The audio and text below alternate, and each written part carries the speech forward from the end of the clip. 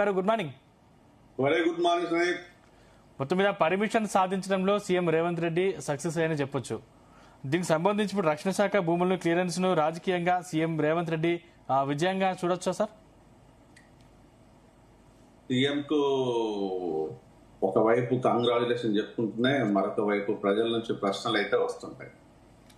ఇక్కడ ఎన్నో మూసీని క్లియర్ చేయాలి, మూసీలోంచి మురుగు తీసేసి మంచినీటి సరఫరా చేయాలి అనేది ఈ పైకి కనిపించే మాట లేదు. ప్రజల నుంచి వచ్చే సవాల్ ఏంటి అంటే, ఈ మూసీ చుట్టూ రాజకీయ నాయకుల కబ్జాలు, కారిడార్స్, మూసీ చుట్టూ కార్పొరేట్ కంపెనీల ల్యాండింగ్స్, మూసీ చుట్టూ కార్పొరేట్ లో ఉన్న బిజినెస్లు, మూసీ చుట్టూ రాబోయే రోజుల్లో జరిగే అవకతవకలు, వీటన్ని విషయం లోపల జాగ్రత్త ఉండకపోతే ప్రభుత్వం మరీ మూసీలోకి వెళ్లే ఛాన్సెస్ ఉంటాయి. ఏ మూసీని ప్రక్షాళన చేయాలనుకుంటుందో ఆ మూసీనే మెడకు చుట్టుకొని ఆ మూసీలోనే ప్రభుత్వం వెళ్లకుండా ఉండేటట్టు అయితే బాగుంటుంది. అందులో ఇంకా వేరే భిన్నాభిప్రాయం లేదు. కాదు, ఈ మూసీ చుట్టూ ఓన్లీ రాజకీయాలతో పాటు కార్పొరేట్ కంపెనీల లావాదేవీలు మాత్రమే ముఖ్యం అనుకుంటే ఇబ్బంది తప్పదు. మనకు మహారాష్ట్రలో ఆదిత్య కుంభకోణం ఎలా జరిగిందో అంతకంటే పెద్ద కుంభకోణమే మూసీ చుట్టూ ఉంటుంది. అత్యధికంగా మూసీ చుట్టూ మూసీ చుట్టూ కేవలం అక్రమంగా నిర్మించుకున్న భవనాలు కూల్చేస్తున్నాం, అసలు పేదల జోలికి వెళ్ళట్లేదు, అక్కడ అక్రమంగా ఉన్నటువంటి వారిని తరలిస్తున్నాం చెప్పేసి సీఎం రేవంత్ రెడ్డి చెప్తున్న పరిస్థితి కనిపిస్తోంది కదా. మూసీ చుట్టూ అక్రమంగా ఉండదు ఇప్పటి నుంచి కాదు, గత 100 సంవత్సరాల నుంచి ఉంటుంది. ఎందుకు ఉంటుంది అంటే, పరివాహక ప్రాంతాల నుంచి వచ్చే వ్యక్తులు లేదు అనుకుంటే ఇతర నుంచి నిరుపేదలు, నిరక్షరాస్యులు ఆ మూసీ దగ్గర గుడిసేసుకొని బతకడం నేర్చుకున్నారు. దాన్ని అడాప్ట్ చేసుకోగలిగింది ఎందుకు అంటే రాజకీయ నాయకులు చేయబట్టి, పాలకులు చేయబట్టి. పాలకుల అక్రమ దంద దాన్ని సక్రమ దంద చేసుకునే క్రమం లోపల మూసీ చుట్టూ నిరుపేదలు ఎక్కువ ల్యాండ్ అవ్వడం, అంతే తప్ప మూసీ చుట్టూ ఉండాలన్న కోరిక ఏ ఒక్కడికి ఉండదు. ఆ మురికాలను భరించాలన్న కోరిక ఏ ఒక్కడికి లేదు. నిజంగా కనుక పాలనాపరమైన అంశాల లోపల ఇప్పటి వరకు ఈ 80 ఏళ్ల రాజకీయ చరిత్రలో ఆ పాలకులు దాన్ని సక్రమంగా చూస్తే మూసీ బాగుపడేది, ప్రజలు బాగుపడేది, అంతే తప్ప మూసీ చుట్టూ పాలకులకేమీ మూసీ చుట్టూ ప్రజలకేమీ సంతోషంతో ఉండట్లేదు. అక్కడ పరిస్థితులు అనుకూలించకుండా ఆ మురికిని అనుభవించుకుంటూ ఉంటున్నారు అంటే దాన్ని బట్టి అర్థం చేసుకోవాలి. నేను చెప్పేది ఒకటే, ఇక్కడ మూసీ చుట్టూ ఉన్న ల్యాండ్స్ ఏవైతే ఉన్నాయో వాటిని కార్పొరేట్ కంపెనీలకు అప్పచెప్పేసి ఇక్కడ గజాలలో కాదు రానున్న రోజులలో ఇంచులలో కూడా వీటికి విపరీతమైన డిమాండ్ పెరగడానికి ఛాన్సెస్ ఉంటుంది. అలా వేరే డౌట్ ఏం లేదు. ఎందుకంటే దీన్ని విలువైన భూములుగా మారిపోతాయి.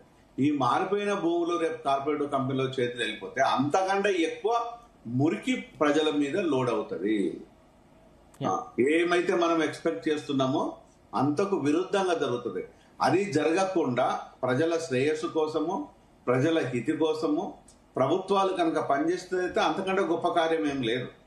కానీ ఇప్పటికే తల వెంట్రుకల అనే ఆరోపణలు, అపనిందలు, ఈరోజు ఆవేశాలు ప్రజలది ప్రభుత్వం మీద ఉన్నది.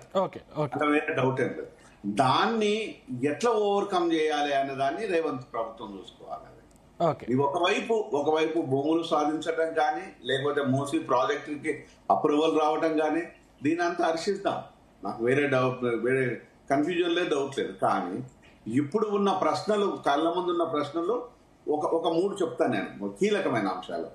ఒకటొచ్చేసి ప్రజలకు కావాల్సిన విద్య అంటే నిన్న కాక మొన్న మన రంగారెడ్డి జిల్లాలో ఇబ్రహీంపట్నం మనలో జరిగిన ఒక స్కూల్ ఫంక్షన్ చూస్తే దాని వెనకాల పోతే నెర్రలు పొర్రెల్లాగా ఉన్నాయి. అంత ఘోరాది ఒక ముఖ్యమంత్రి గారు ఆ స్కూల్లోకి పోతే ముందు చేసిన హంగామా వెనుక మర్చిపోయాను. ఇరిగిన చెక్కలు, పగిలిన అద్దాలు, రాలిన ఫ్లెక్సులు, గోడలకు రంగులేస్తే విపరీతమైన క్రాక్స్, ఇవన్నీ ఏది పట్టించుకోలేదు. కానీ ప్రతిష్టాత్మకంగా దేన్నైతే మనం శాంపుల్ గా చూపిస్తున్నామో ఆ శాంపుల్లో కూడా నేను ఒకటి అభినందిస్తాను. నేను ప్రతిసారి ఒకటే అంటాను, మీరు కొత్త వాటి మీద కాన్సన్ట్రేట్ చేసుకుంటే ఉన్న జిల్లా పరిషత్ని టేక్ ఓవర్ చేసుకుని దాన్ని అభివృద్ధి చేసినట్టు అయితే దానికి అత్యున్నతమైన ఫలితాలు వస్తాయని చెప్పాను. అలా డౌట్ ఏం లేదు, దాన్ని అభినందిస్తాను. అలాగనే రాష్ట్రం మొత్తం జరుగుద్దా అనేది ప్రశ్న.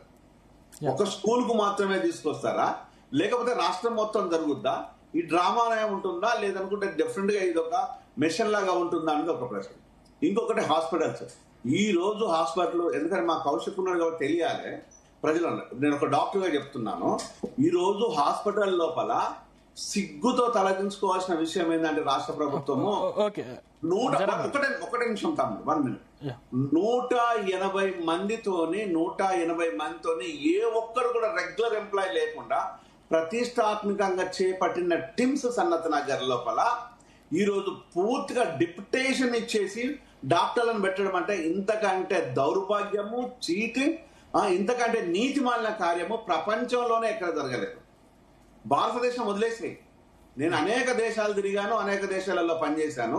ప్రపంచంలో ఇంత నీతిమాలిన పని ఇక్కడ జరగలేదు. అంటే ఇంతటి ఘోరము, ఇంతటి విపరీతము. ఏ ఒక్కడు కూడా రెగ్యులర్ ఎంప్లాయ్ ఉండడు అక్కడ. ఒక్కడంటే ఒక్కడు అటెండర్ కూడా లేడు. డాక్టర్లను దేవుడు అడుగు, క్లర్క్ అటెండర్ కూడా. ఇంతకంటే నీతిమాలిన కార్యక్రమం ఇంకోటి లేదు. ఇంకొక్కడే మాట చెప్తాను నేను. ఈ రోజు తాగుబోతులను తయారు చేసేసి 86,000 కోట్ల పైసలకు ఆదాయం వస్తున్న ప్రభుత్వానికి అదే తాగుబోతులకు ఈ రోజు మీరు రక్షణగా హాస్పిటళ్ళు ఉన్నాయా? ఈ రోజు విపరీతమైన దోపిడీతోనే ఈ రోజు కార్పొరేట్ హాస్పిటల్స్ ఉన్నాయి. గవర్నమెంట్ హాస్పిటల్లో నెగ్లెక్ట్ అంటే ఇంత ఎగ్జాంపుల్ నెగ్లెక్ట్ చెప్పాను. ఇంతకంటే భయంకరమైన నెగ్లెక్షన్ చాలా క్లియర్ గా అనిపిస్తుంది. దయచేసి ఇది కళ్ళతోని చూడండి, మనసుతో అర్థం చేసుకుంటేనే మనుషులుగా మిమ్మల్ని పరిగణిస్తారు. రైట్ రైట్ శ్రీనివాస్ గారు, గుడ్ మార్నింగ్.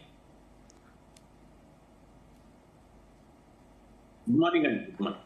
మొత్తం మీద అత్యంత క్లిష్టమైనటువంటి రక్షణ శాఖ భూములను సాధించడంలో సీఎం రేవంత్ రెడ్డి మొత్తం మీద సక్సెస్ అయ్యారని